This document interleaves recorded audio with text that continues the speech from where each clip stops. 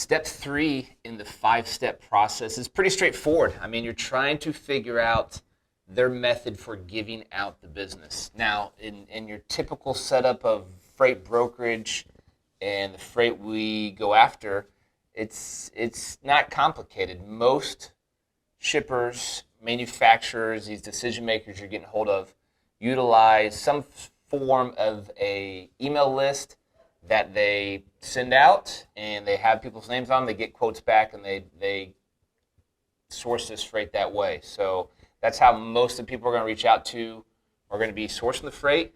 They might have a system or something a little more sophisticated than that, but for these small to mid-sized manufacturers and shippers, most of them utilize an email list, and they're shooting it out. So you don't have to go through a long conversation. It's not a section of our five-step process where you need to be overly creative. Just get the words out there. It might sound something like, okay, how do you go about doing that? Do you have a list you shoot out, and the guys you like to work with get your rates back, and you go with who's ever been doing a good job for you?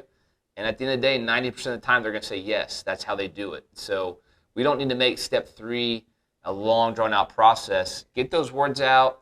Get them to say yes or no. If they say no, they'll tell you they have some other system or whatever they have going on. But at the end of the day, you want to qualify how they give out the freight. It's going to help you in the coming steps on what strong commitment you're going to ask for from these decision makers. So again, don't overcomplicate it.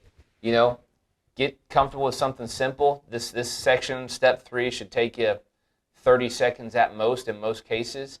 We'll talk about bigger shippers and how they handle it, and expand on this from there. So that is step three.